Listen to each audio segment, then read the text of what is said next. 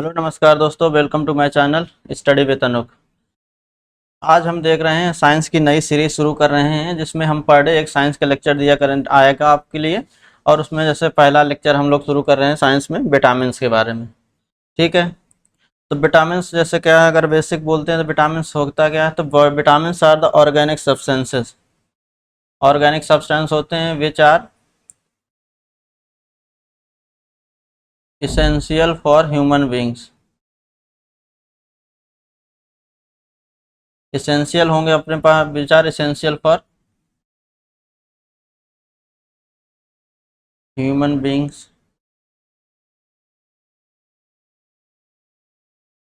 ठीक है, और ये क्या है, but not synthesized by the body.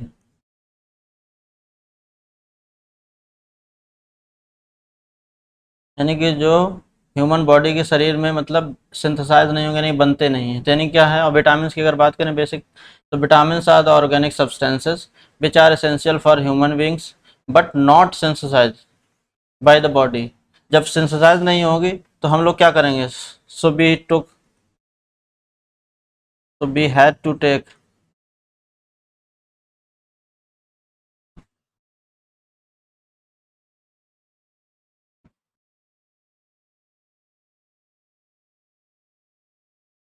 We have to take from outside. तो हमें उस क्या करना पड़ेगा, बॉडी के बाहर से लेना पड़ेगा। ठीक है, आगे बढ़ते हैं। बेस्ड ऑन, अगर जैसे बात करते हैं कितने टाइप की होंगी, तो बेस्ड ऑन सॉल्बिलिटी।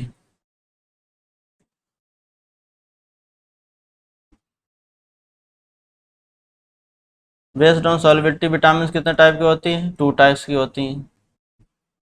वन होगा फैट सॉल्युबल विटामिन,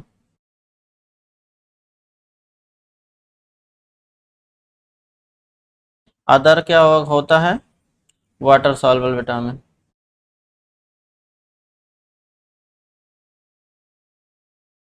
ठीक, तो अगर फैट सॉल्युबल विटामिन के बारे में बात करें तो कौन से विटामिन होती हैं, vitamin A. Vitamin A fat soluble है। अगर और दूसरी कौन सी है, विटामिन डी, विटामिन ई, और विटामिन के। यानी कि ये चार विटामिन क्या है, फैट सॉल्युबल विटामिन है, vitamin A, vitamin D and vitamin E and vitamin के। अगर वाटर सॉल्युबल विटामिन की बात करें तो आप विटामिन वाटर सॉल्युबल में क्या है, विटामिन सी है, और नेक्स्ट क्या है, विटामिन बी है। तो बी क्या है, यहाँ पर बी कॉम्प्लेक्स है, क्योंकि विटामिन बी जो है वो केवल एक विटामिन नहीं होती है, इसमें आती हैं 6 विटामिन आती हैं आपका, यानी मोर देन वन है, तो विटामिन इसको बोलते हैं विटामिन बी कॉम्प्लेक्स।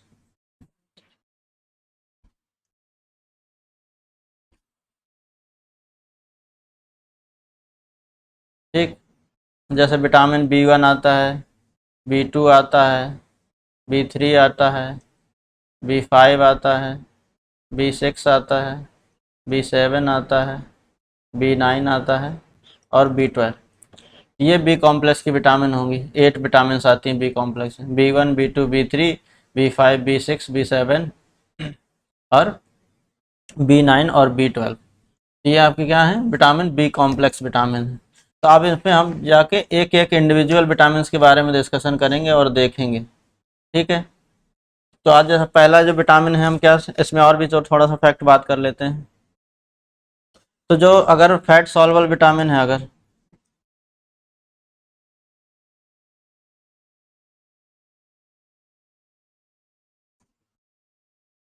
अगर फैट सॉल्युबल विटामिन को भी इनटेक करेंगे, एक्सेस में अगर हो जाएगी, एक्सेस अगर फैट सॉल्युबल विटामिन है,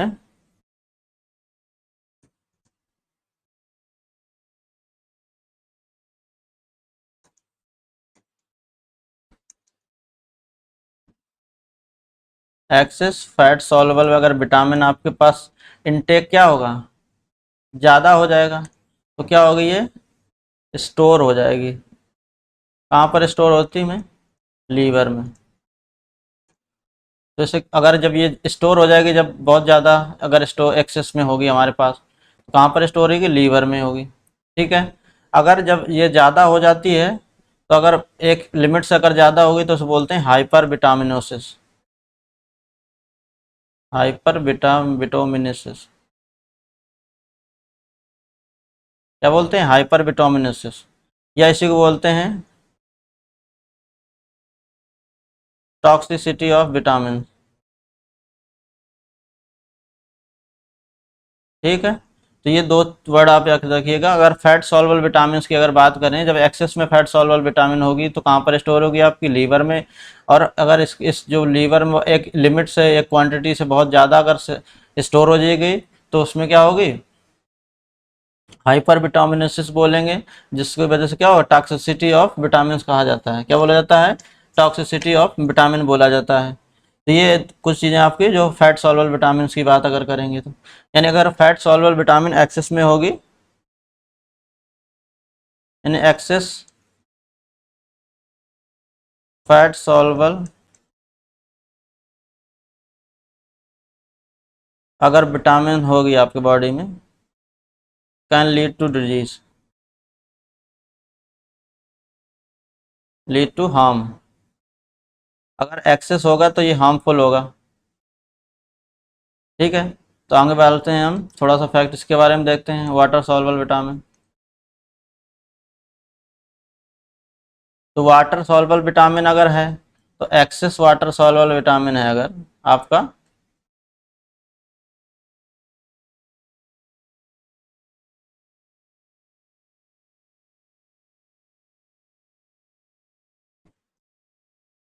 ठीक है, सॉल्युबल विटामिन अगर एक्सेस से वाटर सॉल्युबल है, तो ये क्या होगा? ड्रेन आउट हो जाएगा। ये क्या होगा? इजेक्शन हो जाएगा इसका, इजेक्टेड थ्रू यूरिन, यानी कि टॉयलेट के थ्रू क्या होगा? ये बाहर निकल जाएगा यूरिनेशन के थ्रू। तो अगर आप कहने का मतलब ये होगा, अब याद रखना है कि अगर फैट सॉल्युबल विटामिन है उसमें ज़्यादा खाएंगे, इंटेक्ट ज़्यादा होगा हमारे फूड में, या तो क्या होगा? वो एक्सेस अगर विटामिन फैट सॉल्युबल होगी तो वो स्टोर हो जाएगी आपकी लीवर में। तो लीवर में स्टोर होगी, तो इसको क्या बोलेंगे? हाइपर विटामिनोसिस बोलते हैं, या टॉक्सिसिटी ऑफ विटामिन बोला जाता है। तो जो अगर एक्सेस विटामिन होगी फैट सॉल्युबल, तो वो क्या करती है? वो हार्मफुल हमारे बॉडी के लिए होती है। अगर वाटर सॉल्युबल की बात करें, तो वाटर सॉल्युबल अगर एक्सेस में होगी, तो वो क्या होगी? अगर आप एक्सेस में एक्सेप्ट भी करेंगे तो वो विटामिन क्या होंगे, मतलब इनटेक भी ज़्यादा करेंगे, तो विटामिन ऑटोमेटिकली क्या होगी? ड्रेन आउट हो जाएगी यूरिनेशन के थ्रू। ठीक है। तो एक्सेस जो वाटर सॉल्युबल है वो हार्मफुल विटामिन नहीं होती हैं। तो अब बात करते हैं इंडिविजुअल विटामिन के बारे में, जैसे पढ़ते हैं। तो जैसे पहला विटामिन हमने बताया था, तो अभी फैट सॉल्युबल की बात कर रहे हैं। तो जो पहले क्या थे आपके विटामिन, कौन है? ए। अगर इसका बात करते हैं, इसको दूसरा नाम क्या होता है? साइंटिफिक नेम जो होता है इसको रेटिनॉल बोला जाता है। साइंटिफिक नेम क्या होता है इसका?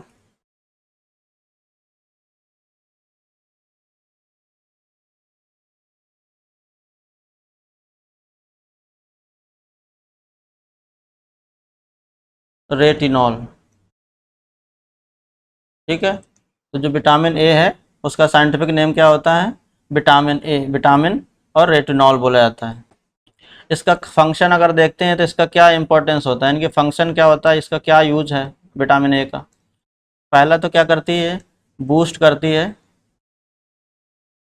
इम्यूनिटी को हमारी बढ़ाती है। बूस्ट इम्यूनिटी, जब बूस्ट इम्यूनिटी बढ़ाएगी तो इससे क्या होगी? हमारे डिजीज़ क्या होंगे? इन्फेक्शन को कम करेगी, यानी कम्बैक्ट करेगी इन्फेक्शन। तो इसीलिए इसका दूसरा नाम भी बोला जाता है, क्या नाम बोला जाता है? Anti infection vitamin. तो इसे क्या और भी क्या बोलते हैं? अदर नेम है इसका एंटी इन्फेक्शन विटामिन भी बोला जाता है। ठीक है। क्या बोला जाता है, एंटी इन्फेक्शन विटामिन। तो ये चीज़ें होती हैं जो विटामिन ए के बारे में। अगर इसी में इसकी वजह से क्या डिजीज़ हो सकती हैं आपकी, तो डिजीज़ जो भी होंगी, रेटिनॉल है इसका नाम है, तो रेटिना आपके कैसे आँख में होती है, अगर यहाँ पे रखना है तो जनरली क्या होंगी, आँख से रिलेटेड ही डिजीज़ होती हैं। तो जैसे डिसईज, तो डिजीज़ अगर बात करेंगे तो जैसे क्या होता है, पहला जीरोफ्थैल्मिया। तो जीरोफ्थैल्मिया क्या होता है, इसका मतलब होता है ड्राई आइज, ड्राई आइज। इसका मतलब क्या, ड्राई, यानी कि जब भी अगर जीरोफ्थैल्मिया किसी की है, किसी की डिजीज़ अगर काम करेगी, तो जो ईयर्स हैं हमारे, मतलब जो आइज़ हैं, फेल टू फॉर्म टीयर्स, यानी कि जो आंसू हैं, जो टीयर्स बनाने में जो उनकी आईज जो हैं, वो क्या होंगी, फेल हो जाएंगी। तो जिससे क्या होगा, आंख में ड्राइनेस आएगी। तो ड्राइनेस आएगी जिससे क्या होगी, आपकी आंखों में पेन होगा। ठीक है, तो इसको बोलते हैं जीरोफ्थैल्मिया। ठीक है, आगे बढ़ते हैं विटामिन ए के बारे में।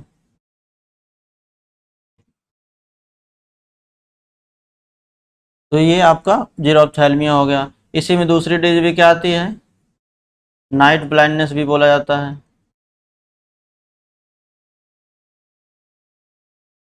जैसे हिंदी में क्या बोलते हैं, रतौंधी।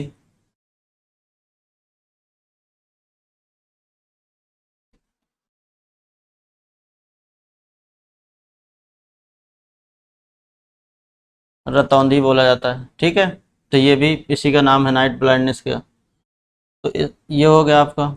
अब इसके अगर सोर्सेज की हम बात करें, तो सोर्सेज में क्या बात कर सकते हैं,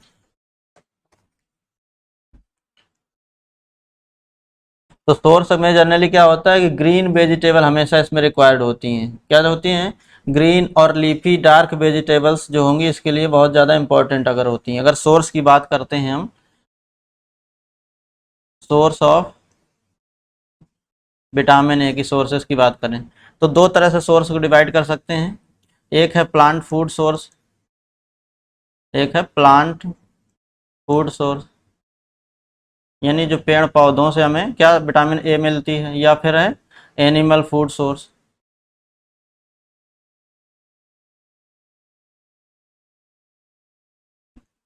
तो प्लांट फूड सोर्स में क्या होगा, हमें डार्क लेनी है, डार्क ग्रीन, येलो, लीफी,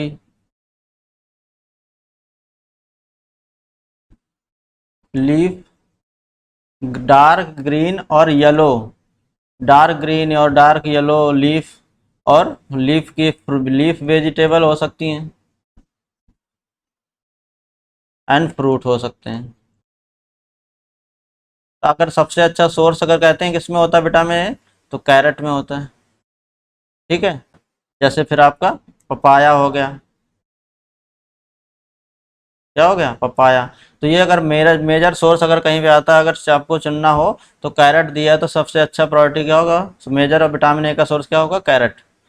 ठीक है, तो ये ध्यान रखिएगा, विटामिन ए का सोर्स कौन से, अगर प्लांट फूड सोर्स की बात करें तो क्या होंगे, कोई भी अगर डार्क ग्रीन, येलो और लीफ वेजिटेबल वाली होंगी या फ्रूट्स होंगे, तो उनमें सबसे ज़्यादा पाई जाएगी। और एग्जाम्पल के तौर पर क्या लिख सकते हो आप, कैरेट, पपाया।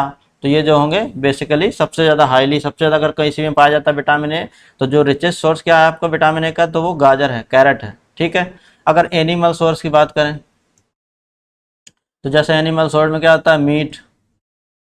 ठीक है, तो मीट में भी मिलता है आपका। फिर हो गया आपका एग हो गया। तो एग में क्या, जैसे एग के दो पार्ट होते हैं, जो वाइट पोर्शन होता है उसे क्या बोलते हैं, एल्बुमिन बोलते हैं, विटामिन होती है कौन सी, वाइट पार्ट को, एल्बुमिन है। और जो येलो कलर का होता है उसे क्या बोलते हैं, योक। तो ये हमेशा देखना है। तो योक क्या होता है, फैट रिच ज़्यादा होता है। ठीक, तो ये हो गया। फिर दूसरा के तीसरा क्या सोर्स होता है, एनिमल में क्या होगा, गोल्डन राइस भी मतलब खा सकते हो आप। तो गोल्डन राइस में क्या होता है, मॉडिफाई किए जाते हैं, क्योंकि विटामिन उसमें वो क्या होता है, बीटा कैरोटीन जो जोड़ा जाता है। नेक्स्ट क्या होगा आपका, मिल्क, एंड मिल्क प्रोडक्ट, यानी दूध में होगा और दूध के जो भी बने सामान होंगे तो वहाँ पर।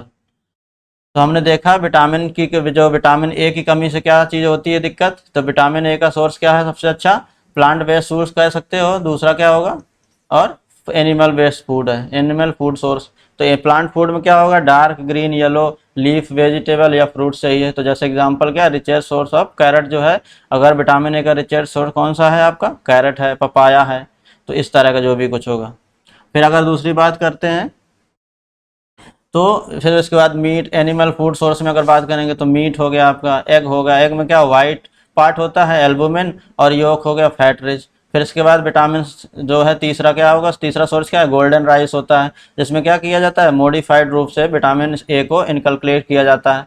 तो ये हो गया आपका विटामिन ए की बात करते हैं। आगे बढ़ते हैं हम लोग, सेकेंड जो विटामिन है तो विटामिन डी है। तो विटामिन डी का जो सबसे अच्छा अगर सोर्स की बात करें तो विटामिन डी का पहले साइंटिफिक नाम क्या होता है, कैल्सीफिरॉल। क्या नाम होता है, कैल्सीफिरॉल बोलते हैं। तो ये सबसे अगर बेस्ट सोर्स बोला जाता है तो कहाँ से मिलता है आपका, सनलाइट से।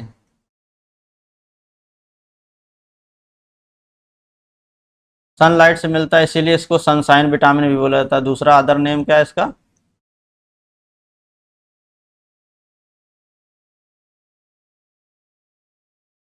सनसाइन विटामिन भी बोला जाता है। ठीक है, कोल कैल्सीफिरॉल। तो अगर कैसे सिंथेसाइज होता है, ये ह्यूमन बॉडी में ही सिंथेसाइज होता है। जैसे सनलाइट आती है हमारे पास, तो जब हमारी ह्यूमन बॉडी में सनलाइट आएगी तो वो कैसे होती है, स्किन में जब आएगी सनलाइट, किस में आएगी, स्किन में जब आएगी हमारे। ठीक है, तो स्किन में जाने के बाद क्या होगा, डिहाइड्रो कोलेस्ट्रॉल होगा, यानी कि कोलेस्ट्रॉल क्या होगा, डिहाइड्रेट होगा। ठीक है, तो इससे क्या बनेगा, कोल कैल्सीफिलॉल बनता है। डिहाइड्रो कोलेस्ट्रॉल होता है इसमें। जब डिहाइड्रो कोलेस्ट्रॉल होगा, इससे क्या बनेगा आपका, कोल कैल्सीफिरॉल बनता है।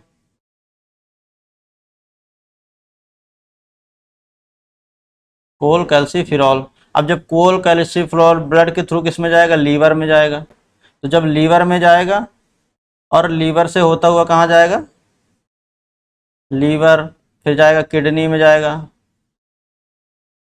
ठीक है, तो जब किडनी में जाएगा ये, तो उसके बाद जो फाइनल जो विटामिन बनेगी हमारी, क्या बनेगी, यानी कि ब्लड के थ्रू कोल कैल्सीफिलर बाया ब्लड कहाँ पर जाएगा, लीवर में जाएगा। फिर इसके बाद लीवर से कहाँ जाएगा, किडनी में जाएगा। जब किडनी में जाने के बाद क्या बनेगा, कैल्सीफिरॉल बनेगा। तो ये कैल्सीफिरॉल क्या है आपका, विटामिन डी है। ठीक है, तो ये ध्यान रखना है हमारे पास। तो आगे बढ़ते हैं, विटामिन डी के बारे में बात हो गई। और इसे सनसाइन विटामिन भी बोला जाता है। इसकी वजह से अब अगर विटामिन डी की डिफिशियंसी होगी तो क्या होगा आपका, तो डिजीज़ क्या होंगी इसकी वजह से। तो डिजीज़ के बारे में बात करें, डिफिशियंसी से क्या होगा विटामिन, एक तो होता है रिकेट्स, सबने सुना होगा आपने। तो रिकेट्स में क्या, हिंदी में क्या बोलते हैं इसको, सूखा रोग। ये किस में होता है रिकेट्स, चिल्ड्रंस में होता है, यानी कि ये बच्चों में हमेशा क्या होता है, सूखा रोग होता है। इसमें क्या होता है, वीकनिंग ऑफ बोन्स हो जाती हैं।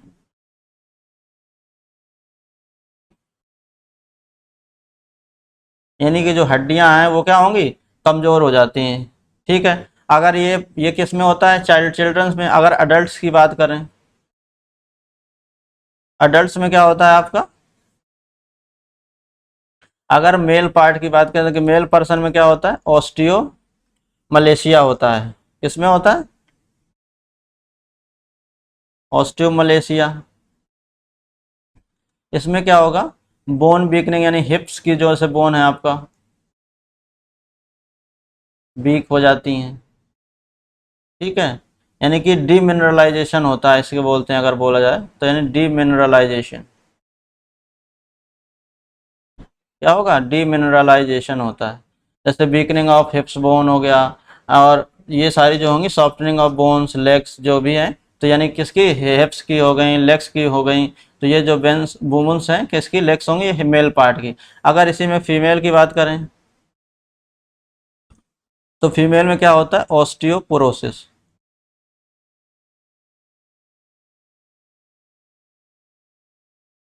बस सेम नेम है केवल, और दोनों का ही काम सेम है, यानी कि अगर मेल में होता है उसको बोलते हैं ऑस्टोमलेशिया, और फीमेल में अगर वो डिजीज उसी की वजह से होगी तो वहां पर भी क्या होगा, ऑस्टियोपोरोसिस। तो इसमें भी क्या होता है, ये जनरली क्या होता है,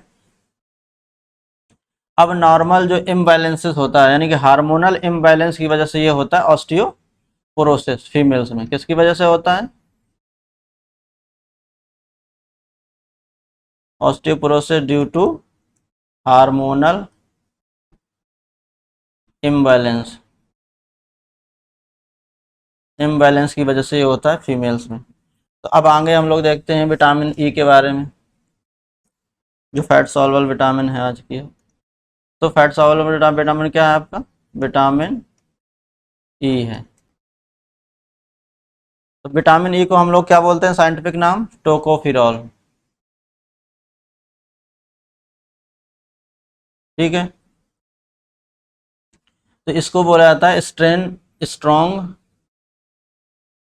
ये क्या होता है, स्ट्रॉन्ग एंटीऑक्सीडेंट होता है, यानी कि जो ऑक्सीडेशन होता है उसको नहीं, उसको रोकता है, ठीक है। जैसे हमारी बॉडी में जब, जैसे कैसे के देखते होंगे आपने कि जो कोल्ड स्टोरेज में जो हमारा कोई भी जो पोटैटो स्टोर करते हैं तो उसकी क्या होता है, रिएक्शन जो होती है, ऑक्सीडेशन की जो प्रोसेस है उसको स्लो कर देते हैं, उससे क्या होगा, लाइफ लाइन उसकी बढ़ जाती है। सिमिलर ह्यूमन बॉडी में है, जब ऑक्सीडेशन का जो, ऑक्सीडेंट का जो रीजन रेट होगा वो कम हो जाएगा, तो जो स्किन में प्रॉब्लम होगी, यानी स्किन में जैसे एजिंग होना या स्प्रिंकलिंग आना, तो वो क्या होगा, वो सब क्या होगा, कम होगा, यानी कि रेट कम हो जाएगा। तो इसलिए इसको बोला जाता है, इसकी क्या क्या वजह होती है, इससे क्या क्या हो सकता है। तो जैसे देखिए, तो ये किससे बेस्ड, किस पे होती है, फ्री रेडिकल पर बेस्ड होती है। किस पे बेस्ड होती है, फ्री रेडिकल।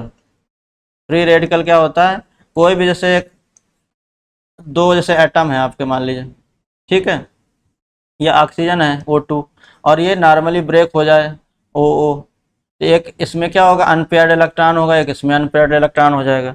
तो ये जो अगर अनपेयर्ड इलेक्ट्रॉन किसी और बॉडी पर जो अटैक करेगा, ह्यूमन बॉडी पर, क्या हुआ, इसने अटैक किया जो फ्री, इसी को बोलेंगे क्या, फ्री रेडिकल। और इसने क्या किया, अटैक किया ह्यूमन बॉडी पर, तो इसकी वजह से क्या होगा कि जो बॉडी सेल्स हैं, यानी आरबीसी वगैरह वगैरह पे क्या होगा, चेंजेस आएंगे, तो जिससे क्या होगा, एजिंग हमारी दिखने लगेगी, ठीक है। या कैटरैक्ट जो प्रोसेस होगा, जैसे मोतियाबिंद जैसे बोलते हैं, तो मोतियाबिंद हो गया। या डीएनए में जो भी चेंजेस आएंगे, जिससे क्या हो सकता है, कैंसर भी काज हो सकता है। डीएनए में चेंज होंगे जिससे क्या होता है, कैंसर भी हो सकता है। या हार्ट मसल सेल डिजीज हो सकती है। तो ये जो होंगे डिजीज की वजह से हो सकते हैं, ठीक है।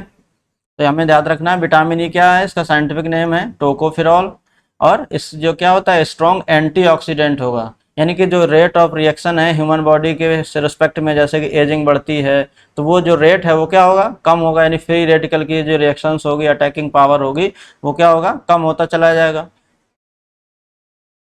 ठीक है। तो उससे क्या होगा, एंटी एजिंग हो जाएगा, विटामिन भी बोलते हैं इसको।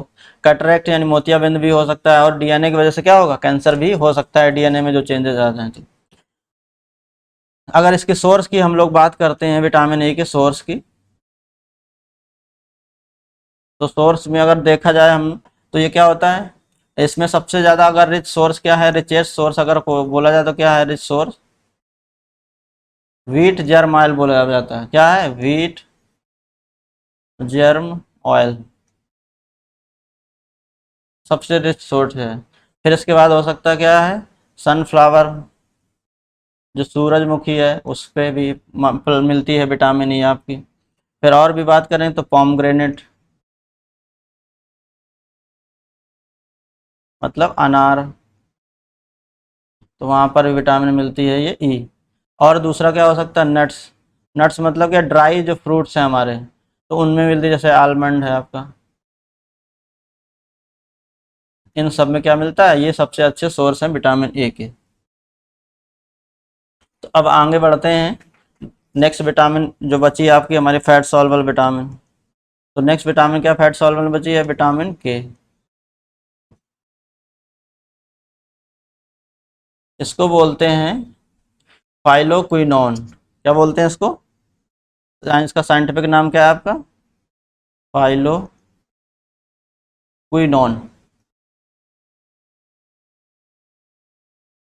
ठीक है, तो ये विटामिन के क्या है, फाइलोक्विनोन बोला जाता है। इसका दूसरा नाम क्या होता है, एंटी हेमरेज विटामिन भी बोलते हैं।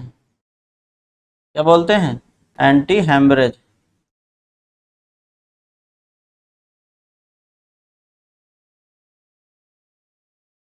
ठीक है, क्यों, क्योंकि ये क्या करती है, हमारा हेल्प करती है किसमें, इन ब्लड कोगुलेशन, यानी रक्त का जो थक्का बनने में क्या मदद करती है।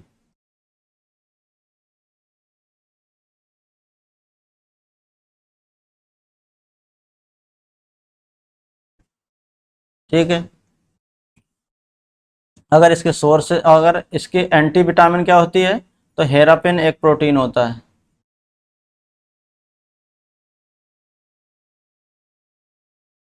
कौन सा प्रोटीन, हेरापिन प्रोटीन होगा, जो इसको एंटी एंटी विटामिन यानी एंटी कोगुलेशन होगा, यानी कि एंटी ब्लड कोगुलेशन का काम करता है।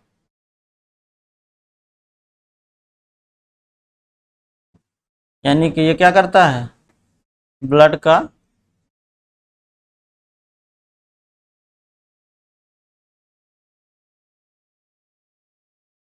थक्का बनाने से क्या करता है, ये रोकता है। तो ये हमको ध्यान रखना, हेरापिन विटामिन और विटामिन के। ठीक है, हेरापिन जो प्रोटीन होती है। अगर इसके सोर्सेज की बात करें हम, तो अगर सोर्स की बात करें तो कहाँ पर हमको विटामिन सबसे अच्छी मात्रा में मिलती है आपकी, तो सबसे पहले क्या, जैसे स्पिनच है आपका, स्पिनच मतलब पालक, पालक में सबसे अच्छा विटामिन के मिलता है। फिर आपको जैसे कैबेज हो गया आपका, यानी कि बंद गोभी जो आपका, इनमें सब में क्या होगा, बाकी जो ये जो प्लांट सोर्सेज हो गए, फिर इसके बाद मीट हो गया, मिल्क हो गया, तो इन सब में क्या मिलेगी आपकी, और मिल्क एंड मिल्क प्रोडक्ट्स, तो इनमें सब में क्या मिलता है आपका, विटामिन के। तो ये आप हमने आज डिस्कस करी हैं। और जो वाटर फैट सॉल्युबल विटामिन थी, जो नेक्स्ट क्लास होगी उसमें हम वाटर सॉल्युबल विटामिन डिस्कस करेंगे, जिसमें विटामिन सी आएगी और विटामिन बी कॉम्प्लेक्स आएगी। सो आज की क्लास में इतना ही हम पढ़ाते हैं, और फिर अगले क्लास में क्या पढ़ाएंगे, विटामिन बी कॉम्प्लेक्स पढ़ाएंगे डिटेल से, और विटामिन सी पढ़ाएंगे। ठीक है, and thank you for watching.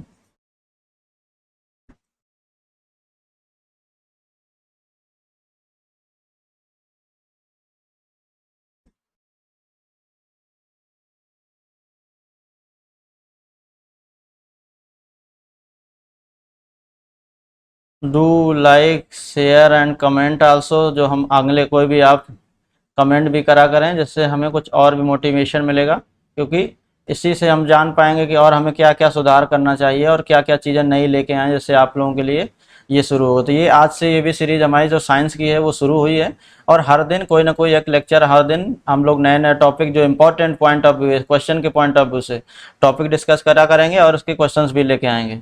So I hope you will like the session and thank you. जरूर कमेंट किया करें और शेयर भी करें अपने दोस्तों के साथ, ताकि उनको भी ये बेनिफिट मिल सके। और इजी में ये सारी चीज़ें हम पढ़ा रहे हैं एक बेसिक लैंग्वेज में, जिससे आप लोगों को हर चीज़ समझ में आए, और आप भी उसमें कुछ इन्वॉल्वमेंट करिएंगे तो करेंगे, तभी हम कुछ और अच्छा कर पाएंगे। And thank you again, thank you so much for watching.